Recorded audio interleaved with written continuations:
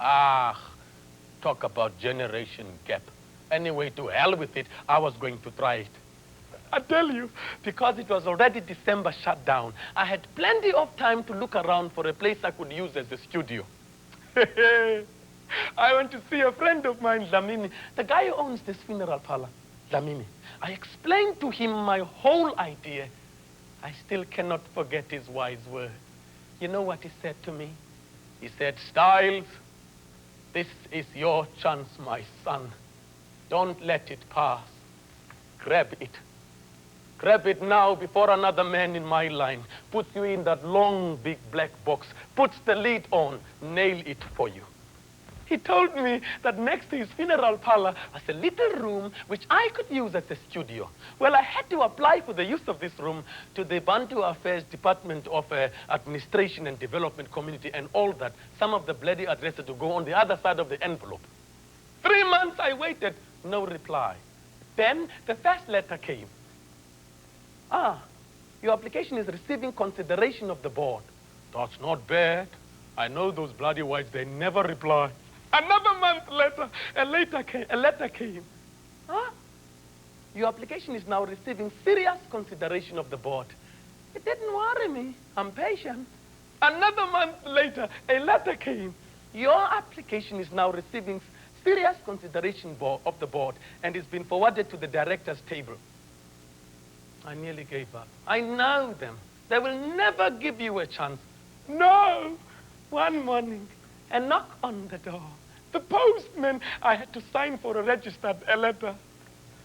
Mama, listen, we are happy to inform you. You know what that means? I can use the room.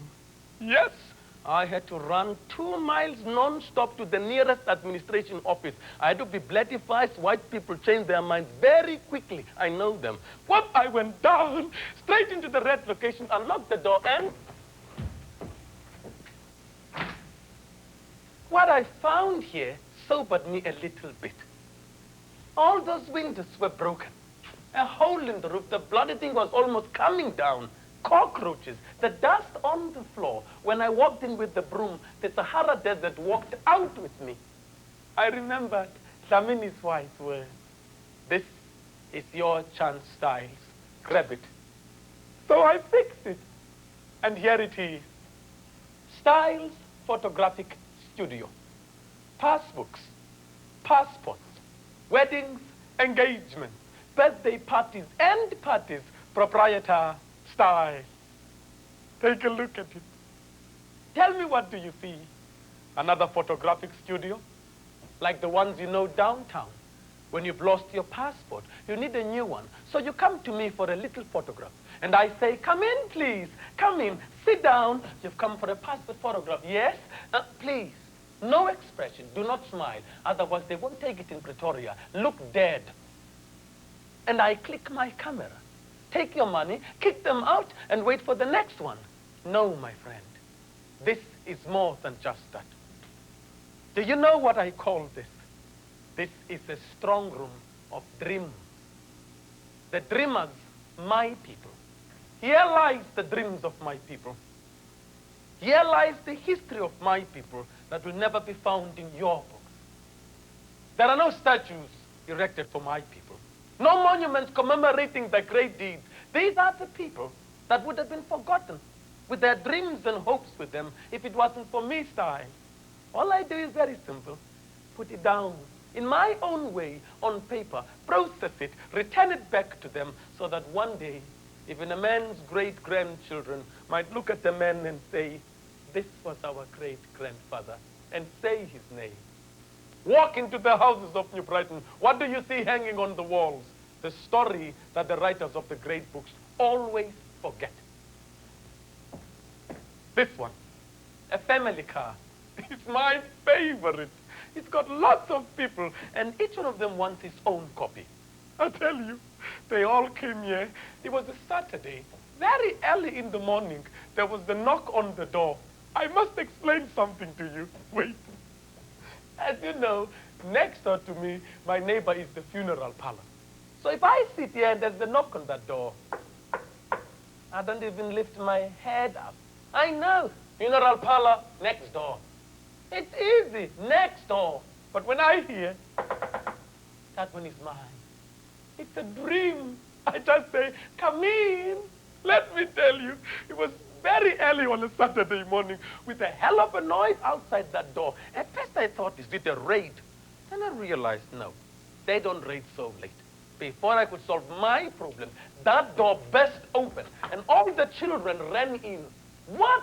Coming to mess up my place? Get the hell out of here, bloody fools. No, more came in. I realized it was a family card. Come in, everybody. No, come in. You are all welcome here. Let the children play. Don't touch it, just play around it. Come in, please. Oh, I love my brother. Oh, brothers, sisters, brother-in-laws, uncles, aunties. Oh, eldest son. And at last, an old man, a grandfather.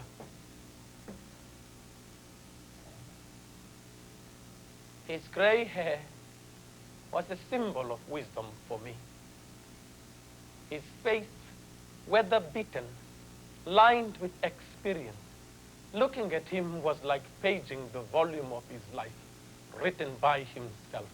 He was the true image of life, of what it means and does to a man. He sat here, half smiling, half serious, as if he has already seen the end of his road. His eldest son said to me, excuse me, Mr. Stiles, excuse me, this is my father. Yes, Mr. Stiles, this is my mother, Mr. Stiles. That's my wife, Gertrude. Yes, Mr. Stiles, these are my brothers and sisters with their wives and husbands. Yes, Mr. Stiles, these are my other brothers and sisters. Some of them have children here, but they're not married yet. Yes, Mr. Stiles, and these are all our children and grandchildren. We've come for a family card. My father always wanted it. Leave the rest to me. It's my job. Let me show you how I do it. The old man here, the old lady this side, the eldest son right behind the old man, standing here next to his wife, the other brother with his wife, another brother with his wife, all the sisters with their husbands this side, the aunties and uncles standing here looking at me, 30s and 14 in front, all of them looking at me, 8 and 7 on their knees, looking at me, 3 and 4 and the little kids squatting in front, looking at me, 27 of them plus 2, 29. Don't mention birth control to this family. They know nothing about family planning. Now, all right? Shh. Everybody quiet, please. Just get together. It's very easy. No, stay there. All of you look at me and please do not move. Okay? Okay. Now, get ready. Oh, hey, please don't move. Come back. No. Sit here with the other children. No, if you leave them, you won't be in the car. Okay, now, everybody again, simple, don't move. Look straight into here, all right? Get ready. Now, listen, if you stand in front of the camera, the card won't come out. I know, I said look here, but I didn't mean come so close. All right, okay, sit down with the other children. Oh, please come, sit down. Oh, I love you. Now, all right, everybody. Not one was smiling. It's a hell of a thing to take 29 people without a smile. The old trick. Now, everybody say, cheese. Didn't work the first time. All right, can all of you say after me, cheese? The little children, they were the first to pick it up. Cheese, all right. Everybody, cheese. Everybody, please. Cheese. Then the boys and girls, cheese. Brothers and sisters, cheese. The aunts and uncles, cheese. The eldest son, cheese. And at last, the old man, cheese. The people from the streets joined me through the windows, and it was cheese.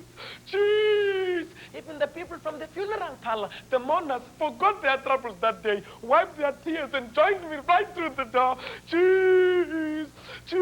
The whole of New Brighton forgot their troubles that day, and we were all shouting, cheese, everybody, cheese. Press my button. And there it was. 29 variations of New Brighton smile.